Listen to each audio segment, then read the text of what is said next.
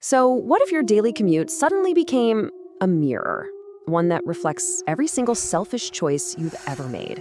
Well, we're about to dive into a pretty dark psychological story where a late night subway ride literally transforms into this inescapable prison. It's like a personalized game designed to punish one woman for the person she's become. And right from the start, the story gives us this really chilling poem. It basically lays out the theme for the entire nightmare. It's a warning, you know? It's telling us that the real monster isn't some creature lurking in the shadows of the tunnel. No, the real monster is the one we create ourselves, from our own selfishness and fear. All right, so let's meet our protagonist. Her name is Tanya, and honestly, she's kind of just drifting. She's got this dead-end job at a convenience store, and she's basically doing everything she can to avoid any real connection with anyone. We see this play out right away with her coworker, a guy named Raghav. And this really sets up the core conflict of the whole story, even before the real horror starts. On one side, you've got Raghav. He's all about stability, commitment, settling down. And on the other side, you've got Tanya, who is running as fast as she can in the opposite direction. And this internal battle, this absolute terror of responsibility, that's the key. That's what's going to lock her in her own personal hell. Okay, so her shift ends, she clocks out, and she gets on the very last train home. And as the stations go by one, the card just empties out until she's the only one left. It's such a great visual, right? It's like a metaphor for her life. The normal, everyday world is just fading away, leaving her totally isolated and, well, vulnerable. So she gets off at her stop. It's the quietest one on the whole line, but her usual exit is blocked. At first, it's just an annoyance, a minor inconvenience. So she's a little ticked off, and she turns to find another way out. She finds another way, this empty-looking corridor, and steps through the door, only to find herself right back where she started. And that's when that initial annoyance starts to curdle into confusion, and then, full-blown panic. So now she's running. She's full-on sprinting through an exit gate, trying to just physically outrun whatever this nightmare is. But it doesn't matter. The logic of this place, it's absolute. The result is always the same. And that's when it hits her. Every single door leads right back to the same spot. The station isn't a place anymore. It's a loop, a perfect, inescapable loop. She's literally a prisoner of the building itself.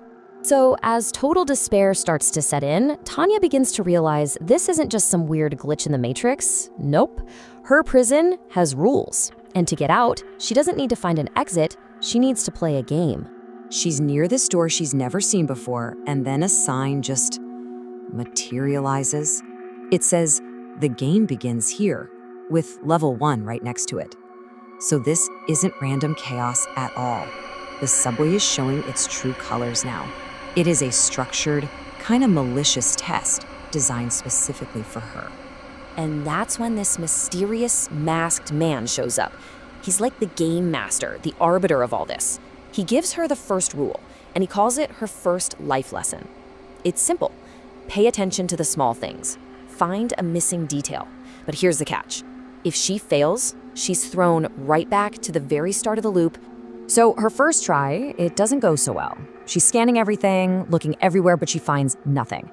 And then, from the end of the hall, a woman screaming in pure terror comes charging at her with a hammer. Tanya does the only thing she can think of. She flees through the nearest door and, of course, finds herself right back at the beginning. Okay, so she's feeling totally defeated, but she tries again. And this time, the masked man's words are echoing in her head. Pay attention to the small things. So she looks up, and there it is, a detail that almost anyone would miss. There's a clock on the wall, and its hands are ticking backwards. And just like that, she gets it. She finally understands the lesson. Level 1, complete. But the next level, oh man, it escalates dramatically. This isn't just a simple puzzle of looking for clues anymore. No, this is a direct test of her character. The rule for level 2 is simple to say, but for someone like Tanya, it's almost impossible.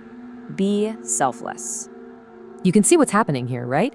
This part of the game is literally designed to attack her greatest flaw head-on. It's targeting that exact same selfishness she showed when she pushed Raghav and his talk of commitment away. So she enters level 2. And who does she see? The same woman who chased her with the hammer. But this time she's not a threat. She's crying, she's begging Tanya for help, but Tanya's paranoid, right? She thinks it's a trick. Her self-preservation instinct just kicks into overdrive. So she turns and she runs, leaving the woman behind. And for that choice, she's sent all the way back. Not to the start of the level, back to level 0. The masked man shows up again, and what he says is just chilling. He basically confirms that this isn't just some game in her head, it has real consequences. Her big failure? Choosing to save herself instead of helping someone else. And now he makes it terrifyingly clear that her mistake is going to have a cost, and not just for her in the game, but for someone in the real world. So the man just gestures to this display screen on the subway wall, and on that screen, Tanya sees the face of the person who's about to pay the price for her selfishness. And it's a face she knows all too well. It's Ragov. And she has no choice but to watch, in absolute horror, as the scene plays out. Ragov is just sleeping peacefully in his bed, and then some invisible force just seizes him. It lifts his body into the air and then slams it back down onto the bed. You hear the sickening crack. Her failure inside this subway game just murdered an innocent person in the real world. Completely broken by what she's just witnessed, Tanya restarts the game. But this time is different. She knows the stakes aren't just about her escaping. It's literally life and death.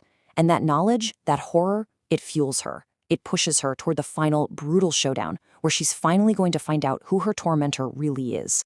So after fighting her way through all the levels again, she finally reaches the end. And what does she find? Another screen.